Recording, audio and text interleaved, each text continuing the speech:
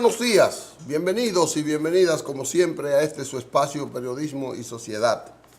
Perdonen los minutos de atraso, siempre con la intención de que entre todos aunemos esfuerzos, construyamos una sociedad mejor, pero para todos. Hoy es jueves y estamos ya a 20 de septiembre, mes importante, que se acerca la Navidad, el lechón, a comer lechón, en esa parte. Muchos temas de actualidad en el día de hoy. Señores, ayer la Suprema Corte de Justicia evacuó la sentencia que finiquita el caso de Bahía de las Águilas. No finiquita, porque todavía les queda un recurso a los afectados. Queda queda un recurso de casación y les queda también el Tribunal Constitucional, que no sé si lo asumirían, no sé si van a hacer esto. Pero esta sentencia es importante por cuanto le da casi término a un tema de mucha actualidad, que impactó mucho en la conciencia nacional.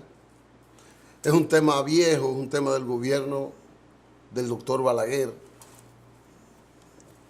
Y téngame presente eso, ¿de dónde es el crimen? ¿De dónde viene el crimen? Un tema del doctor Balaguer, del gobierno del doctor Balaguer, incubado en el Instituto Agrario Dominicano. Que por eso es que hay que creer, y no siempre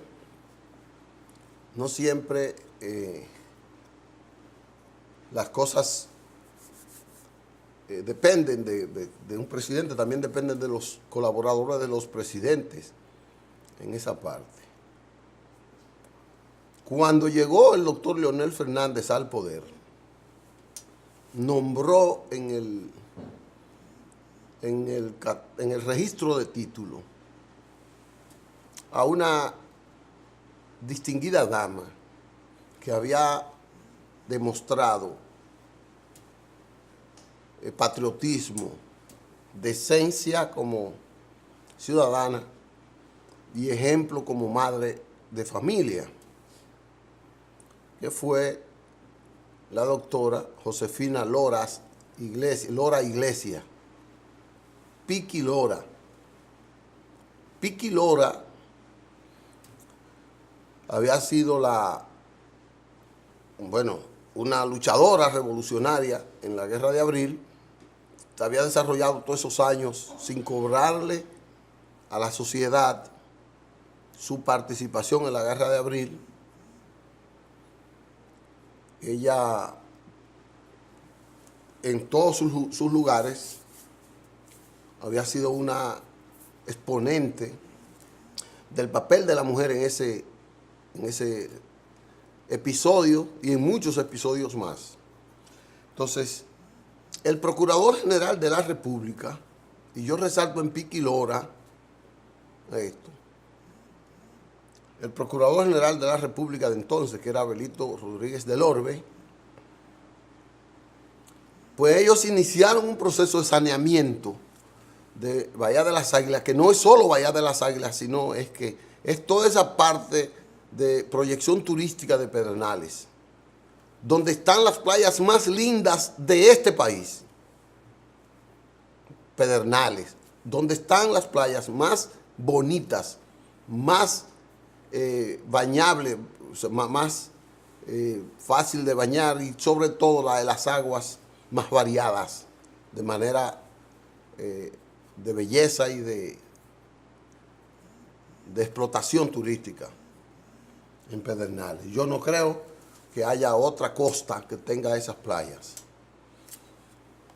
En la que Bahía de las Águilas no es la más hermosa, para que ustedes sepan de lo que yo le estoy hablando que hay en Pedernales.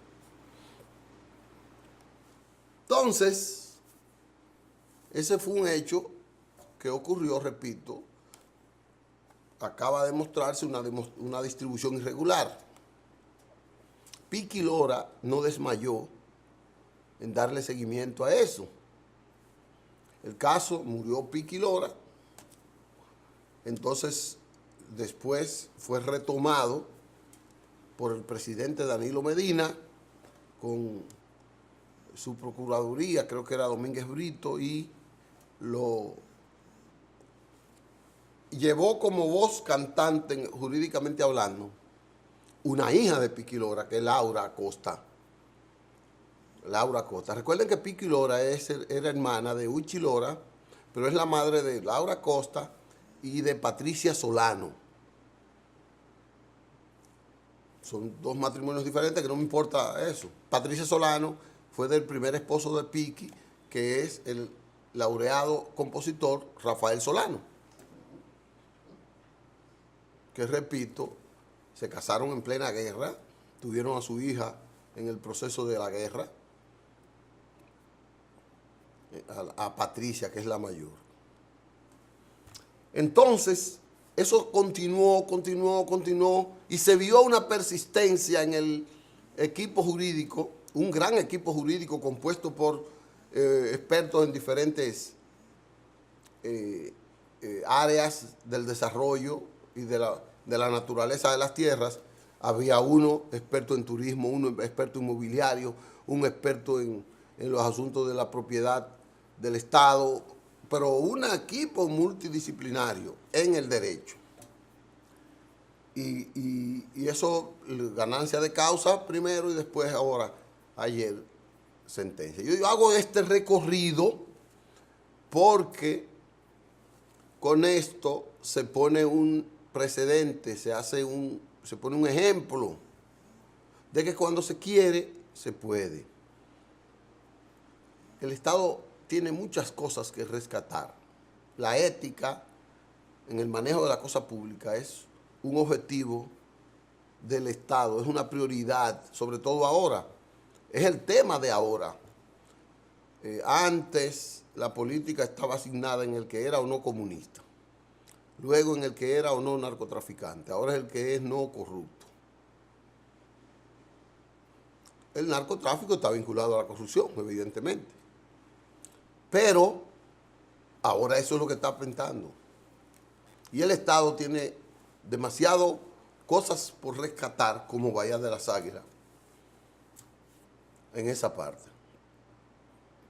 Ahora se está luchando porque quieren entregarle la Cueva de la Maravilla a alguien.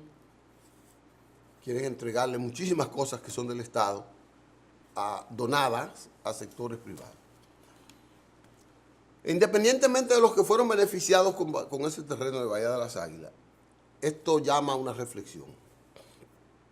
Todos los gobiernos han querido tomar el tema en los últimos 20 años como Bahía de las Águilas, como el turismo de Pedernales, para desarrollarlo, porque dice que la pobreza del sur comenzará a desarrollarse, a eliminarse, cuando exploten el turismo del sur.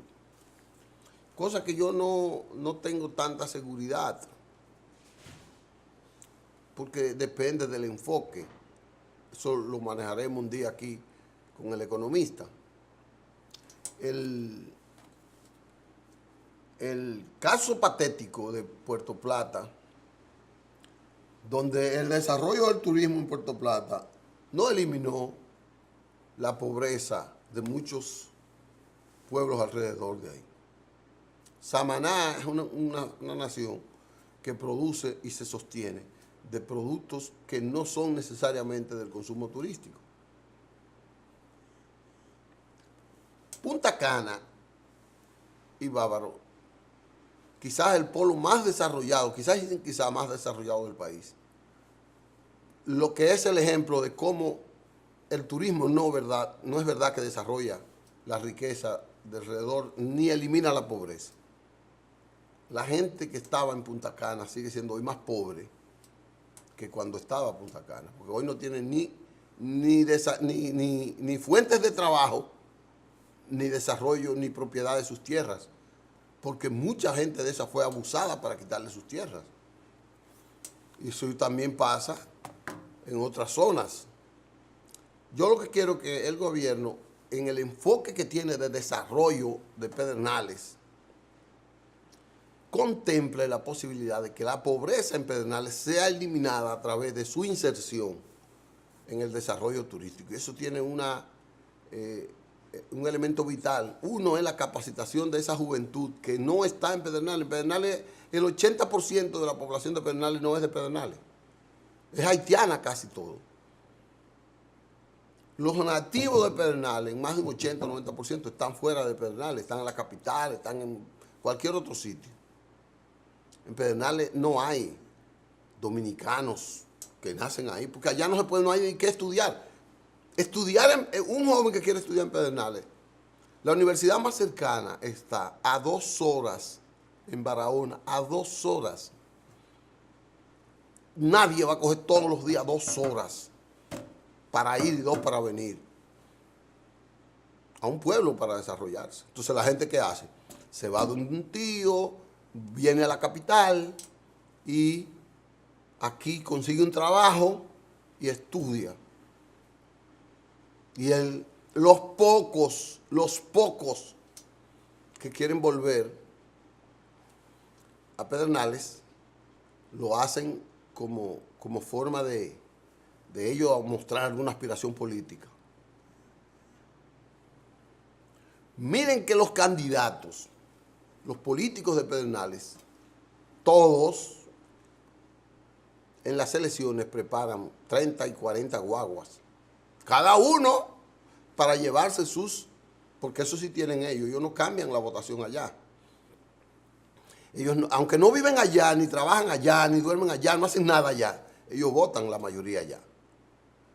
Entonces los políticos se van a los barrios periféricos de la capital, de la provincia de Santo Domingo, donde están los cordones de miseria, donde está la gran cantidad de pedernalenses. Entonces se los llevan en una guagua 2 días, le pagan el pasaje, le dan 1,000 pesos. Y ellos van allá y ven los pocos familiares que les quedan, o vienen el mismo día, aprovechan y van a la playa, y lo hacen de turismo y van a votar por los políticos que los llevan. Yo he visto candidatos a senadores que llevan 30 guaguas, 40 guaguas para allá y duran 2 o 3 días llevando personas al costo que tiene eso. Lo que quiere decir que Pedernales no tiene una fuente de trabajo, que la gente no aspira a vivir en Pedernales. Lo malo es que los legisladores de Pedernales pocas cosas hacen para desarrollar a Pedernales. El único que yo he visto que ha hecho una promoción de eso, tengo que serle justo, que se ha llevado a los periodistas para extraer a Pedernales de allá, ha sido Dionis Sánchez como senador. Porque los demás ni les importa.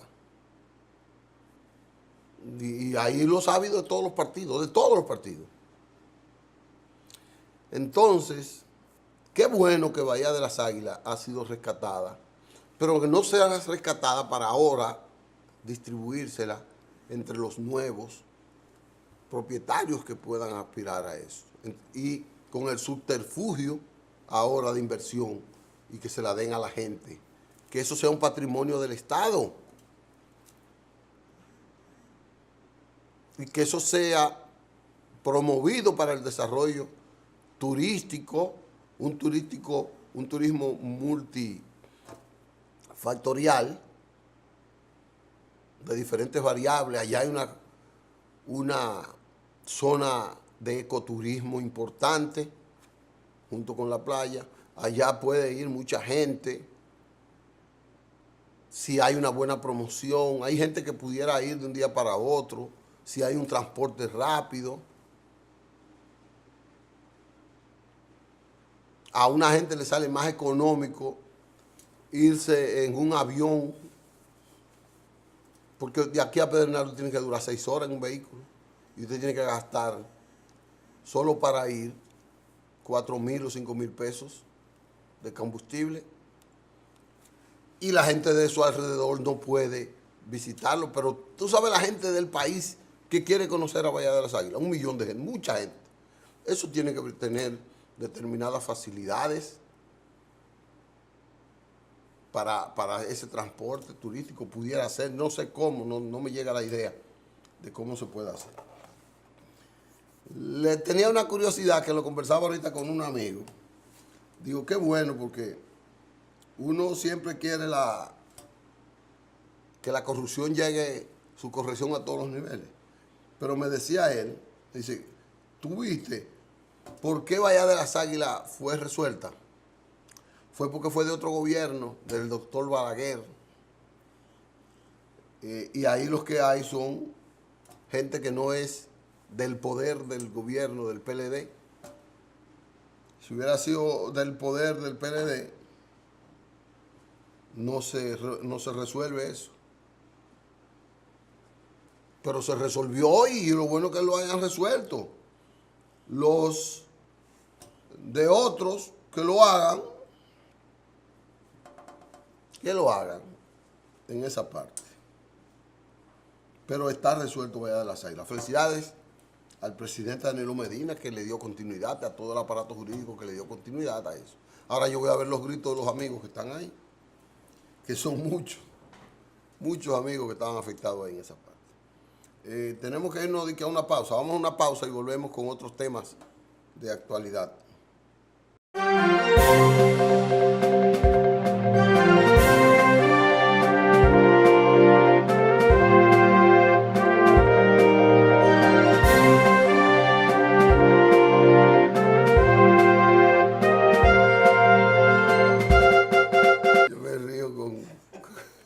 Yo me río, pero es que Albert es una cosa terrible, ¿sí? Eso es un programa que nosotros hacemos con Albert aquí. Albert es un evangélico muy curioso. Aquí. Él es el que boicotea y saca el programa al aire. Miren, señores, que bueno, tenemos mucha gente viéndonos. Kaila, gracias, querida, por tu sintonía y tu lealtad. Solar Mantina, ayer me la encontré en el Congreso encabezando una lucha. Felicidades. Y de eso vamos a hablar más tarde. Solar Mantina. Benjamín Peña, mi hermano Jim, mi ex compañero de juego de béisbol y del barrio. Federico Núñez Mañán, uno de los mejores locutores que tiene este país. Ahí está. También la doctora Nieve en Valverde Majo. Jenny. Está también David Toribio, David, un empresario próspero, miembro de una familia que la honestidad y el trabajo son sus símbolos. Juan Carlos Fabián, un destacado hombre del orden de la República Dominicana. Mucha gente nos está sintonizando ahí. Quiero entrar con lo de Solar Mantina. Ayer fui al Centro de los Héroes a hacer varias diligencias ahí, en la Procuraduría, fui al Congreso, fui al Tribunal Superior Electoral, o sea, todas esas cosas que tenía yo que recorrer ayer. El Ayuntamiento del Distrito Nacional. Me encontré con varios grupos sociales protestando en el Congreso y en la Procuraduría. Había uno que estaba en el Congreso que era de las enfermeras. Ojalá que quieran venir aquí, porque es muy importante para mí el contenido de lo que ellos están luchando. Ellas están luchando por el 5% para educación. Señores, no hay nadie. ¿Usted recuerda aquella vez del 4% para la educación? Ahora amerita una lucha que pueda ser para este gobierno, para el que venga, que involucre a toda la sociedad dominicana. Después del 4% de educación, ahora el 5% para salud. Y esa lucha que están librando las enfermeras, que deberían asumir los médicos, porque son las personas que dentro de un centro de salud sienten la necesidad de la inversión en el centro de salud, en la salud. Primero, porque una inversión en la prevención de la salud reduce la fatiga y el trabajo de las enfermeras y los médicos en esta aglomeración humana que se da en cada hospital de la República Dominicana. Pero también el dolor de que cuando va un enfermo, las enfermeras o un médico no tiene cómo garantizarle la salud. Por muchísimas razones, o porque cuando van ya no es tiempo para detenerle la progresiva enfermedad que tienen, o porque no tienen los especialistas necesarios, o porque no tienen los recursos materiales necesarios para atenderle sus enfermedades. Por una serie de razones que se acumulan en la falta de recursos en la salud. Una mala distribución que hay, una reorganización que se le da a una entidad más que a otra, que a algunos sectores especializados, siempre dirigidos por el sector privado, se le da más porque tienen más influencia, llegan más cerca al presidente y tienen, aunque son dique honoríficos en esos centros, tienen su área de influencia en otros elementos, en otras variables que el presidente o de turno le haga caso. Caso la iglesia, caso empresarios, caso personalidades familiares de empresarios o vinculantes a que el mecanismo de presión que tienen es de otro nivel y entonces son aprovechados para ese centro y le dan los recursos a ese centro. Pero mientras tanto tiene el hospital de determinado pueblo sin recursos, en malas condiciones, sin ningún tipo de atención a la población. Por eso la medicina preventiva es la salida. Y el 5% debería venir para reforzar la medicina preventiva, que la gente no tenga que ir con tanto retardo. Mire, cuando yo veo a la gente que se muere de que por un cáncer de próstata, que no es necesario que nadie muera de un cáncer de próstata. Ya la gente no muere de una tuberculosis, pero que la gente muera de alguna enfermedad. El cáncer ya es un problema preventivo. Y muchas enfermedades son problemas preventivos, pero eso requiere una política de salud del Estado. No solo del gobierno, del Estado, para que eso tenga resultados. Los niños que se enferman en su temprana edad son niños que se mutilan para el rendimiento productivo en su madurez, en su adolescencia. Los niños que son afectados por una enfermedad terrible, está demostrado que se le mengua su capacidad de producción y de rendimiento en la escuela, luego en el trabajo, porque mientras menos capacitado es usted en la determinada área que sea, mientras usted menos sentido común tenga desarrollado, mientras usted tenga menos habilidades desarrolladas, mientras su talento tenga menos posibilidad de expresión, usted va a rendir menos en el área en que se afecte, en que usted tenga que trabajar. Y eso va a afectar la economía, porque usted produce menos, porque usted estorba más, su vida útil es más corta. Pero eso tiene que ser una política de la sociedad, una política que la sociedad se la imponga al Estado. No importa quién esté gobernando, no importa. Como se hizo con el 4% de educación. Cualquier presidente que llegara en el 2012 estaba obligado a cumplir con el 4%. Unos de una manera y otros de otra, pero estaba obligado a invertirlo. Posiblemente, como el presidente Medina lo involucró primero en las construcciones, ahora está muy empecinado en mejorar el asunto del currículo, en términos de la capacitación y de, ¿cómo se llama eso?, de la remuneración a los maestros. Es verdad que cuando yo era maestro ganaba 2,000 pesos, eso hace 25, 20 años. Ahora un maestro gana 40, 50, 60. Un maestro que no se quería pensionar porque iba a ganar 800 pesos de pensión, ahora lo pensionan con 80, con 70, Entonces eso va en bien. Por eso ya los maestros no están luchando contra nadie en la DP y siempre van a estar con el ministro que esté. Siempre van a estar con el ministro que esté. Porque es que están ganando bien y lo del maestro ahora se ha circunscrito mucho a su beneficio personal, a cómo está, a cómo le va. Aunque ese maestro poco a poco vaya ahí yendo hacia, porque ahora el maestro que no se adecua a la tecnología, que no se reinventa, tiende a desaparecer, como todos los profesionales en ese caso. Entonces, esa inversión en educación se hizo porque la sociedad lo tomó. Por eso yo valoro sobremanera este esfuerzo de las enfermeras que dirigen Sol Amantina y que dirige Rafaela, una señora de mucha lucha, de una tradición extraordinaria para eso. Es necesario eso, es necesario que la salud llegue a más temprana edad, llegue de mejor calidad y en mayor cantidad a la sociedad. Insisto, es necesario que los centros médicos estén como las escuelas,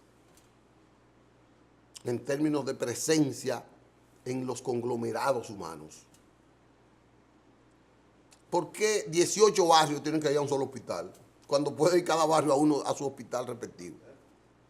Eso hasta más empleo hay, más empleo para el médico, más empleo para la enfermera, pero menos enfermos. Y cuando hay menos enfermos, hay menos gasto. Y cuando hay menos gasto para curar gente, porque ahora el sistema de ahora es de curación. Y tenemos que ir al sistema de prevención, de que la gente no se enferme. Y eso es una inversión. Es menor que la de la curación. Porque aunque usted invierta menos para curar a una gente, pero se le muere más gente. Y el que se muere es una pérdida para la sociedad.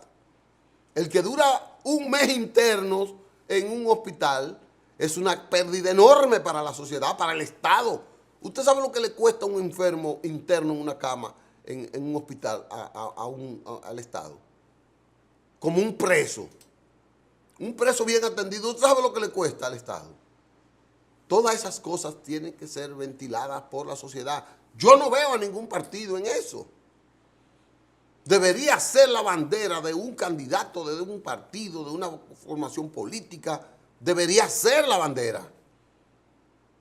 Y no ese sector de las enfermeras que lo han tomado para esa parte, que repito, no es suficiente esa lucha. Por eso la tomé de buena gana y la tomé de buena actitud. Fueron recibidos, eso sí, como era una lucha en el Congreso, fueron recibidos por 4 diputados de la oposición. Vi ahí a Ronald Jiménez, el vocero del PRM de Atomayor, el vocero de los diputados del PRM. Ronald Jiménez creo que se llama. Vi a Fidel Santana en la comisión, que es del Frente Amplio. También vi a Rafael, el presidente de Fenatrado, de aquí de Cotuí, de la provincia Sánchez Ramírez.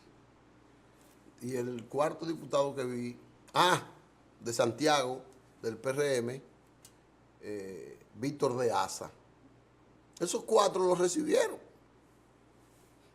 Ahorita someten un proyecto y ya es la oposición, y como la oposición tiene minoría, ese proyecto no tiene sentido, cuando debe ser una política integrada por el consenso, por todos, en esa parte. Y debería iniciarla el Poder Ejecutivo. Debería. El próximo gobierno que entra en el 2020 debe tener un compromiso de que el 5% para educación, para salud pública. El 2020 debe iniciar con eso. Y nosotros aquí vamos a luchar por eso. por una reorientación de la Ley de Seguridad Social, 8701. Vamos a luchar por eso.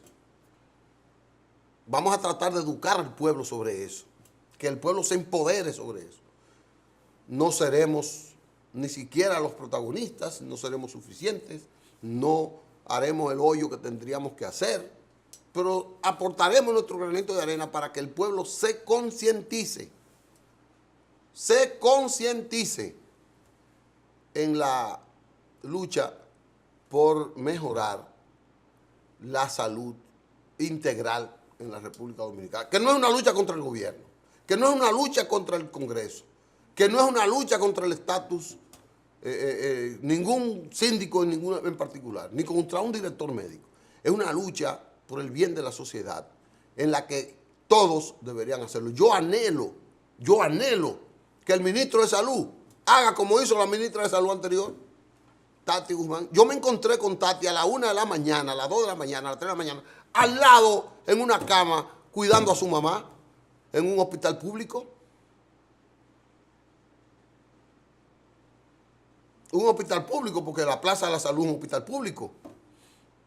Ahí, junto ahí, yo me encontré con su mamá, con varios viejitos pobres. Yo me encontré a Tati Guzmán ahí. Tengo que resaltar eso.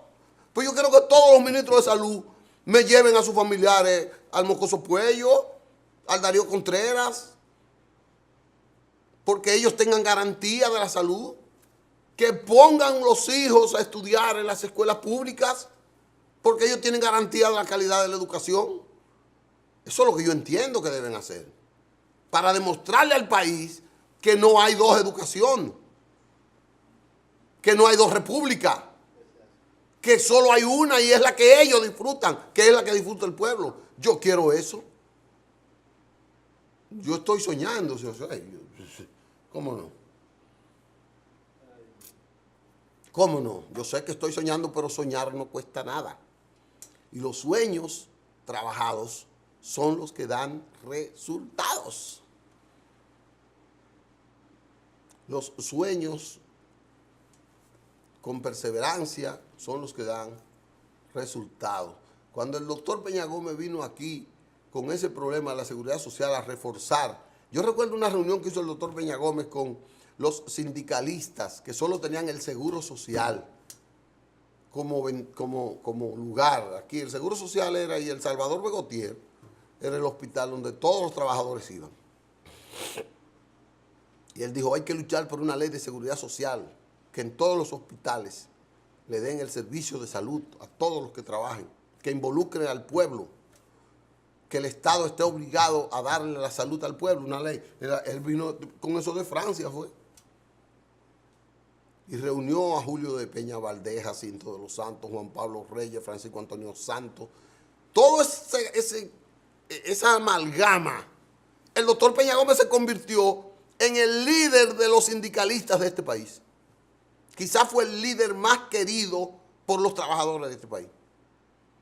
Porque le trajo una propuesta a ellos, dijo, asuman eso y vamos a asumirlo, que yo lo asumiré desde el gobierno, pero lo voy a asumir desde el partido y voy a luchar por eso.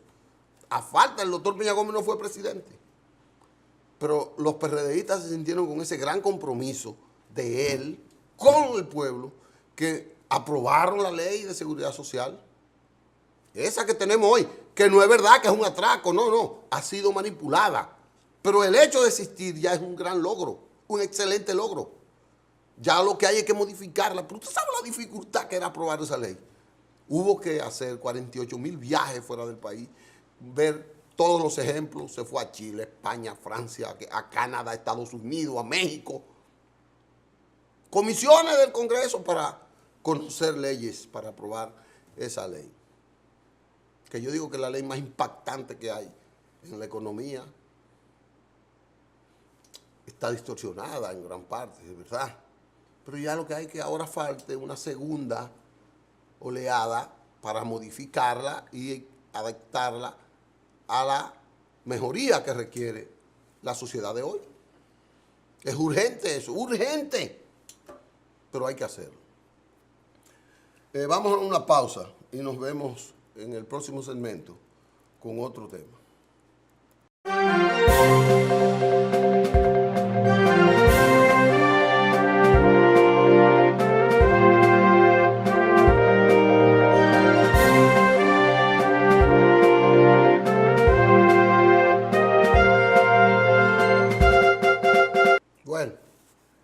Regresamos con ustedes aquí. En esta parte final del programa de hoy tenemos cosas como, por ejemplo, que tratar. Hoy llega el canciller Wang Yi, canciller de la poderosísima República Popular China, viene a definir los términos de la apertura de la primera embajada china en la República Dominicana y viene a concretizar la visita del presidente Danilo Medina a esa gran nación.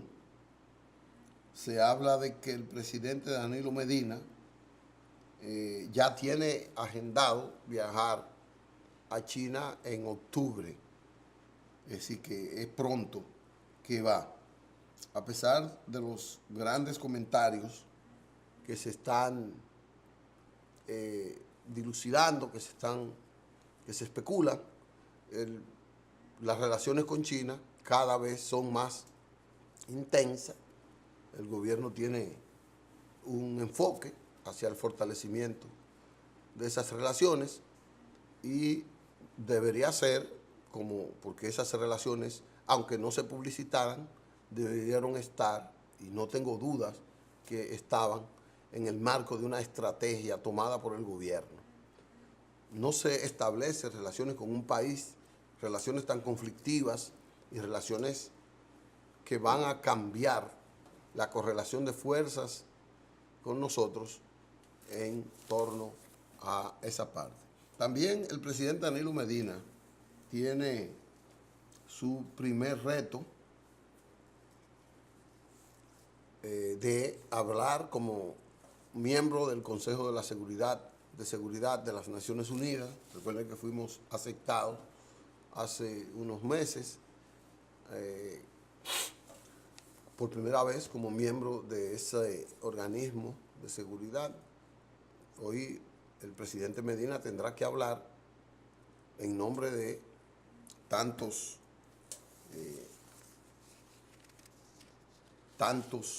países que ameritan ser escuchados en ese organismo.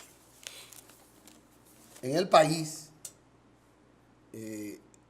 hoy también se inicia algo importante y que debe ser tomado por la Junta Central Electoral con lo que se inicia hoy, que es la reestructuración de las juntas municipales. Las juntas municipales son las que organizan las elecciones, son las que ejecutan el proceso de las elecciones. Es en cada junta municipal que se celebra, que se conduce, que se ejecuta el plan. La Junta Central Electoral es supervisora y garante al final del resultado. Pero en la Junta Municipal es donde tiene efecto el proceso de administración más directa después del colegio del proceso electoral. Por eso, tener una junta municipal decente, lo más independiente posible, de gente pulcra, de gente más demócratas de lo que usted puede hacer y de gente más independiente en términos de no depender como empleado del máximo organismo. Hay un proyecto de dividirlas, de eso vamos a hablar después, dividir las juntas municipales en cámaras y en juntas electorales, cámaras contenciosas y juntas electorales, para que es un procedimiento jurídico para que las quejas primero se ventilen allá, en cada junta municipal, y entonces en el Tribunal Superior Electoral sea solo un proceso de contenciosidad o de un proceso contencioso nada más.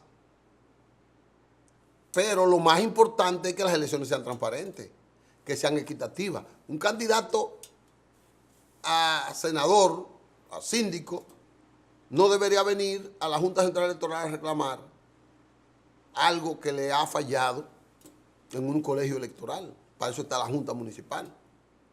Y la Junta debería estar. No tenemos hasta ahora la mayoría de las juntas independientes. Están muy vinculadas a los intereses políticos. Y sobre todo, no el presidente de la Junta Municipal, casi siempre es el secretario, quien ejerce la secretaría de la Junta, que es la persona con mayor influencia en el proceso electoral, en esa parte. Dicen los muchachos que ya se nos venció el tiempo y yo auguro que esta Junta Central Electoral, que es la que tiene que velar por eso, supervisar eso, ventile en cada municipio esa escogencia de juntas electorales transparentes, equitativas, demócratas, que piensen primero en la democracia antes que en otra cosa. Nos veremos mañana en otro programa de Periodismo y Sociedad. Gracias por su sintonía a todos, una gran cantidad de personas que nos estuvo viendo hoy, que nos saludan. Gracias y hasta mañana.